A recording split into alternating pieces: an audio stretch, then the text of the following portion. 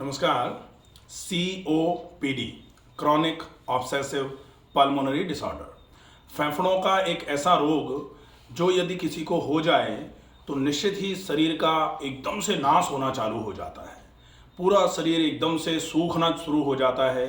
श्वास आपकी इतनी तेज गति से भरती है और जब आप खांसते हैं, खांसी करते हैं तो फेफड़ों में कफ एकदम से जोर जोर से बजता है, निकल नहीं पाता।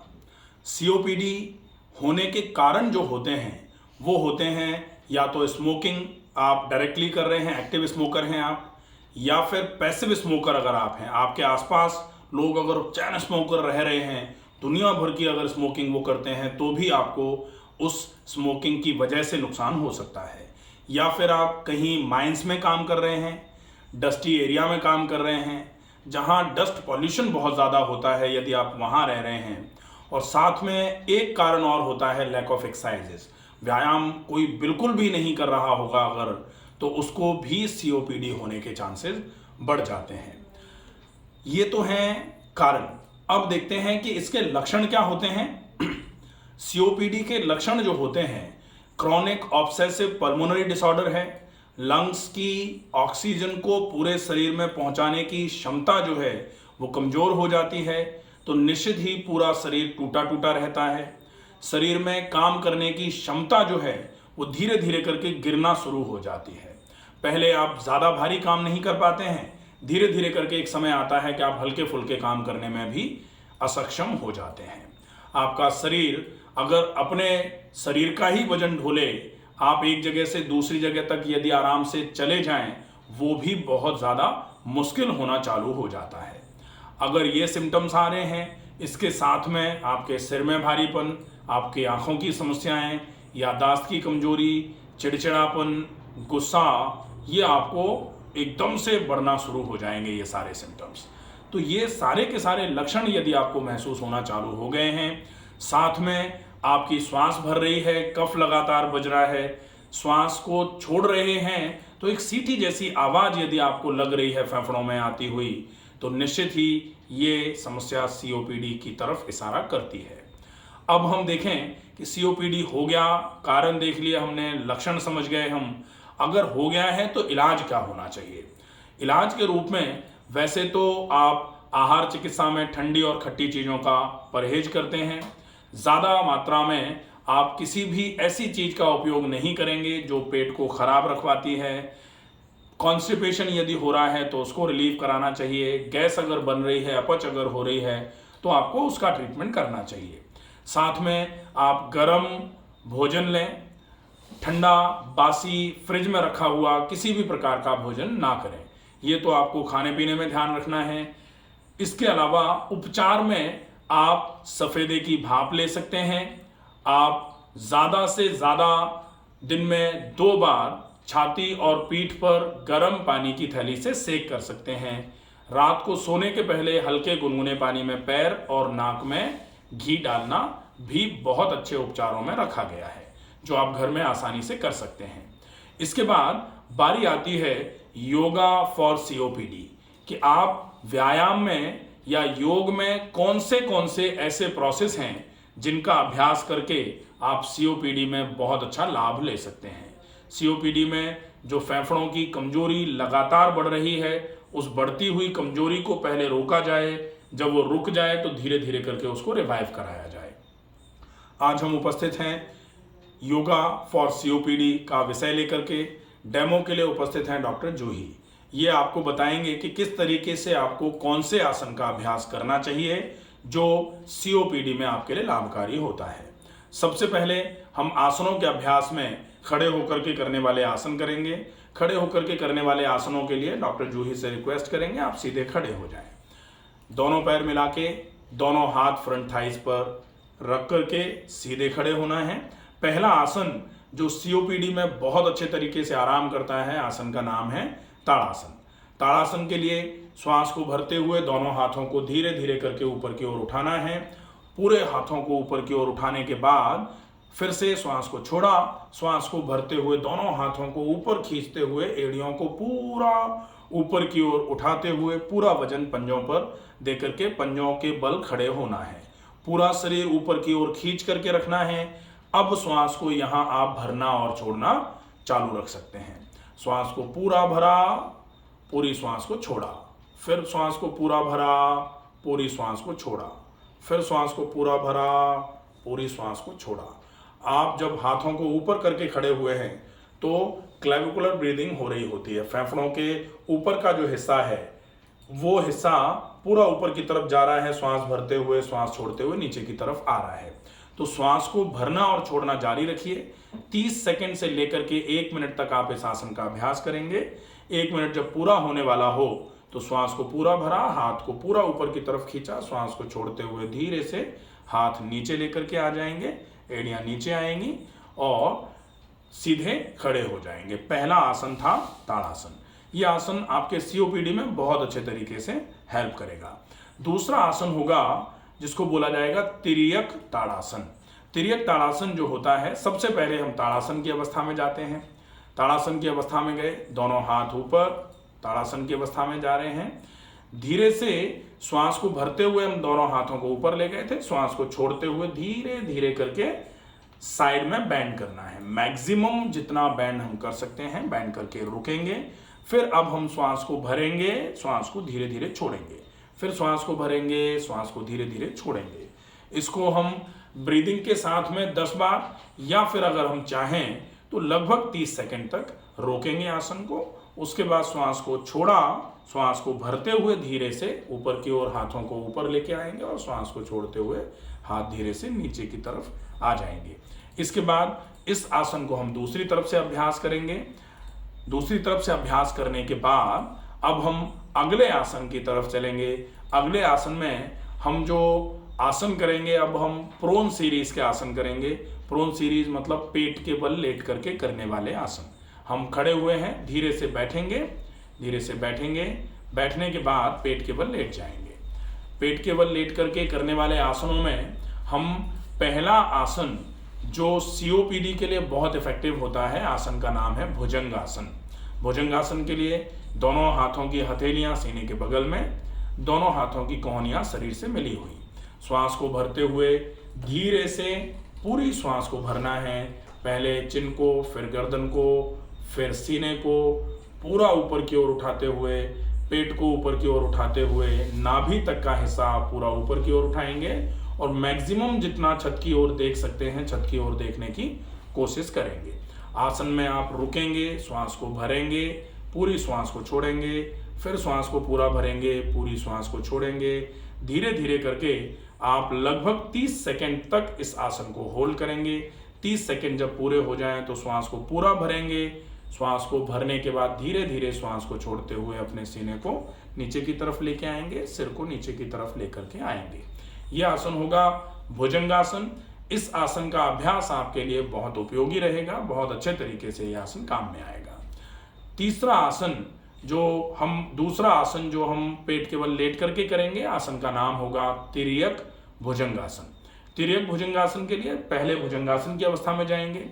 भुजंगासन के लिए दोनों हाथ सीने के बगल में, कोहनियां शरीर से मिली हुई। श्वास को भरते हुए भुजंगासन की अवस्था में जाएंगे। धीरे से सीने को उठाया, पेट को उठाया, नाभि तक का हिस्सा ऊपर की ओर उठाया। अब दोनों पैरों को पीछे की तरफ दूर दूर करेंगे। दोनों पैरों के बीच में लगभग 1.5 से 2 फीट का फासला। अब आप अपने पूरे के पूरे नेक को पूरा ट्विस्ट करते हुए, दाहिनी तरफ ट्विस्ट करते हुए बाईं एड़ी को पीछे की तरफ से देखेंगे। आसन में पहुंचने के बाद यहां आप होल्ड करेंगे। होल्ड करने के बाद श्वास को भरना और श्वास को छोड़ना जारी रखेंगे। लगभग 30 सेकंड तक श्वास भरना छोड़ना, भरना छोड़ना, भरना छोड़ना जारी रखेंगे। जब 30 सेकंड पूरे हो जाएंगे तो फिर श्वास को भरा, पूरी श्वास को छोड़ा। छोड़ने के बाद आप पूरी श्वास को भरते हुए गर्दन को सामने की तरफ लेके आएंगे, फिर पूरी श्वास को छोड़ते हुए गर्दन को नीचे लेकर के आ जाएंगे। इसी तरीके से दूसरी तरफ से इस आसन का अभ्यास किया जाएगा। दोनों तरफ लगभग 30-30 सेकंड इस आसन का अभ्यास करेंगे आप। यह आसन आपके लिए सीओपीडी में बहुत इफेक्टिवली मदद कराने वाला आसन माना जाता है।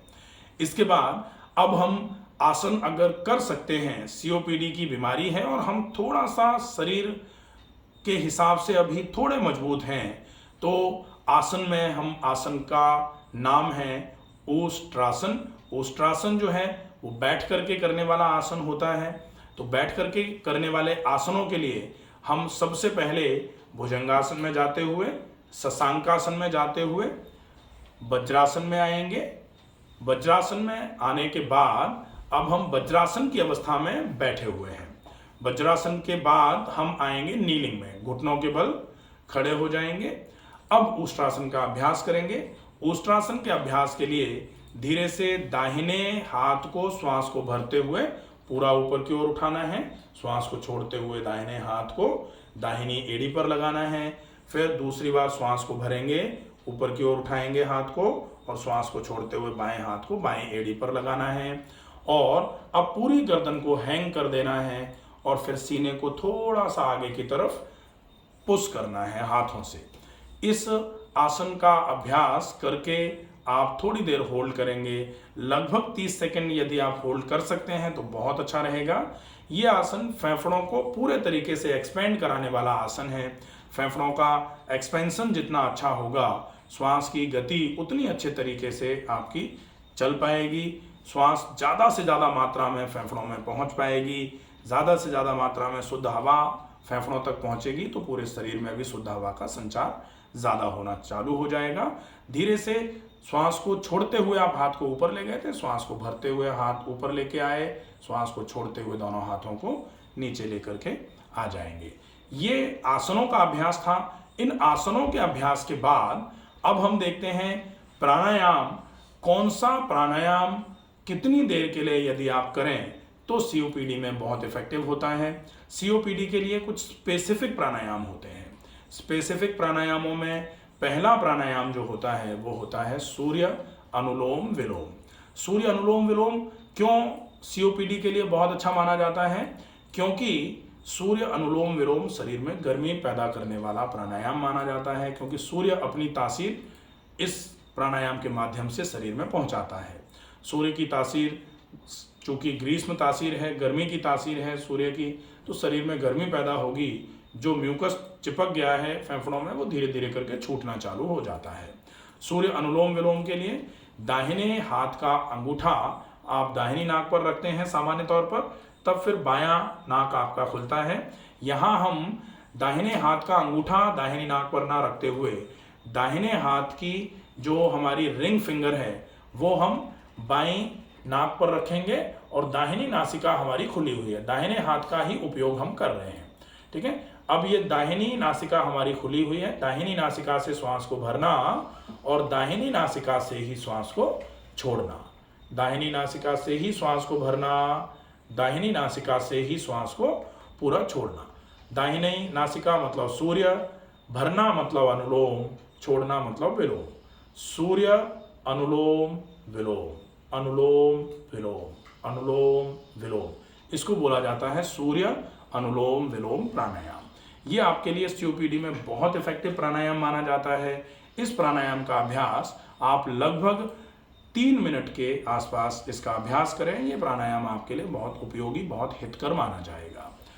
जब ये अभ्यास पूरा हो जाए इसके बाद हम दूसरे प्राणायाम का अभ्यास करेंगे। दूसरे प्राणायाम के लिए प्राणायाम का नाम होगा सूर्य भेदी। सूर्य भेदी के लिए हम अपनी दाहिने हाथ की जो रिंग फिंगर है उसको बाईं नासिका पर लगाएंगे। बाईं नासिका पर लगाया, अब दाहिनी नासिका से श्वास को भरा, सूर्य अनुलोम, और विलोम करेंगे हम चंद्र से। अनुलोम सूर्य से, विलोम चंद्र से। सूर्य से श्वास को भरा, भेद करके चंद्र से छोड़ा। सूर्य से भरा था इसलिए सूर्य, भेदा इसलिए भेदी। सूर्य से भर करके श्वास को चंद्र से छोड़ रहे हैं भेदने के बाद, इसलिए आज प्राणायाम जो होगा उसका नाम होगा सूर्य भेदी। सूर्य भेदी में आप सूर्य से गर्मी भर रहे हैं और चंद्र से शरीर की ठंडक को बाहर निकाल रहे हैं, तो शरीर धीरे धीरे करके गर्म होना चालू होगा। हल्की शरीर में जो ठंडक की बीमारी है, जो कफ की प्रकृति बढ़ी हुई है, वो धीरे धीरे करके सामान्य होना चालू हो जाएगी, सम होना चालू हो जाएगी। कफ की प्रकृति बढ़ी हुई है का मतलब होता है दोष आपका विषम हुआ है, और जैसे ही दोष सम होना चालू हो जाएगा, दोष साम्य आरोग्यता, ये आयुर्वेद में एक स्लोगन है, कि दोष को अगर सम कर दो तो शरीर आरोग्य को प्राप्त कर लेता है। तो ये प्राणायाम आपके लिए बहुत उपयोगी सिद्ध होगा। इस प्राणायाम के बाद आप भस्त्रिका प्राणायाम का अभ्यास कर सकते हैं। भस्त्रिका प्राणायाम के लिए आप अपने दोनों हाथों को घुटनों पर लगाएंगे, हथेलियां आसमान की ओर, तर्जनी और अंगूठे का अग्रभाग मिला हुआ, ठीक है। सीधे बैठे हुए हैं, रीढ़ बिल्कुल सीधी है, गर्दन सीधी, सिर सीधा। श्वास को पूरा भरना है, पूरी श्वास को छोड़ना है, पूरी श्वास को भरना है, पूरी श्वास को छोड़ना है, पूरी श्वास को भरना है, पूरी श्वास को छोड़ना है। इसको बोला जाता है डीप ब्रीदिंग। डीप ब्रीदिंग का अभ्यास यदि आप बहुत अच्छे तरीके से करते हैं तो निश्चित ही ये आपके फेफड़ों में ऑक्सीजन के संचार को बढ़ाने का काम करेगी। फेफड़ों में अगर ऑक्सीजन ज़्यादा मात्रा में पहुंचेगा, फेफड़ों से ऑक्सीजन आपके खून की नलियों में आ जाएगा, खून की नलियों से कार्बन डाइऑक्साइड फेफड़ों में पहुंचेगा, आपके शरीर में गैसेस एक्सचेंज का फेनोमेना जो है वो इफेक्टिवली होना चालू हो जाएगा। शरीर में कार्बन डाइऑक्साइड का कंसंट्रेशन जो बढ़ रहा था वो धीरे धीरे करके कम होगा, ऑक्सीजन का सैचुरेशन जो कम हो रहा था वो धीरे धीरे करके बढ़ेगा। इससे आपको सीओपीडी में बहुत अच्छे तरीके से लाभ मिलेगा। इसके बाद आप कपालभाति क्रिया, कपालभाति प्राणायाम के रूप में जिसको किया जाता है वो कपालभाति क्रिया है। कपालभाति क्रिया 3 प्रकार की होती है, वात क्रम, व्योत क्रम और शीत क्रम। हम यहाँ वात क्रम कपालभाति क्रिया का अभ्यास करते हैं। वात क्रम कपालभाति क्रिया का अभ्यास यदि बहुत स्लो पैटर्न में किया जाता है तो ये आपके लिए काफ़ी इफेक्टिव हो सकता है, आपकी जो सीओपीडी की समस्या है उसके लिए। उसमें श्वास को छोड़ते हुए आप पेट को दबाते हैं और श्वास को पूरा बाहर कर देते हैं। आप देखें, पेट को दबाया, श्वास को बाहर छोड़ा, पेट को दबाया, श्वास को बाहर छोड़ा। कपालभाति का मतलब होता है एक्टिव एक्सहेलेशन, पैसिव इनहेलेशन। श्वास को छोड़ना आपको ऐच्छिक रूप से है, आपका श्वास अनैच्छिक रूप से फिर से भर जाएगा फेफड़ों में, फिर आप श्वास को ऐच्छिक रूप से छोड़ देंगे। पेट को दबाते हुए श्वास को छोड़ते जाना है। ये अभ्यास यदि आप देखें श्वास को किस तरीके से छोड़ा जा रहा है, ये जो स्ट्रोक है, कपालभाति का स्ट्रोक जो होता है, इससे फेफड़ों पर मसाजिंग इफेक्ट मिलता है। फेफड़ों में चिपका हुआ कफ जो था वो छूट जाता है।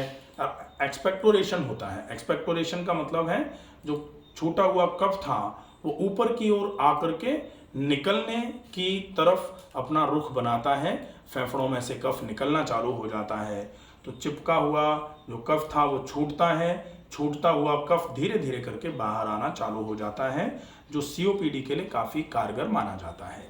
इस प्राणायाम के बाद जो ये कपालभाति क्रिया के रूप में हमने किया, इसके बाद में हम भ्रामरी प्राणायाम का अभ्यास कर सकते हैं। भ्रामरी प्राणायाम चूंकि ऑक्सीजन का डिप्राइवेशन हो रहा होता है, ऑक्सीजन की कमी हो रही होती है, मूड बिल्कुल ही हमेशा खराब रहता है, एकदम से चिड़चिड़ापन भर जाता है पूरे शरीर में। इस चिड़चिड़ेपन से दूर होने के लिए हम भ्रामरी प्राणायाम का अभ्यास कर सकते हैं। भ्रामरी के लिए दोनों अंगूठों से अपने दोनों कानों को बंद करते हैं, दोनों हाथों की अंगुलियों से अपनी आंखों को बंद करते हैं और लंबी और गहरी श्वास भरेंगे। श्वास को छोड़ते हुए आप भौरे के समान आवाज करते हैं। भौरे के समान जो आवाज है वो आवाज इस गति से होनी चाहिए जैसे आपके सिर से ऊपर एरोप्लेन जब होता है तो आवाज सबसे ज्यादा होती है और धीरे धीरे करके वो दूर जाता है।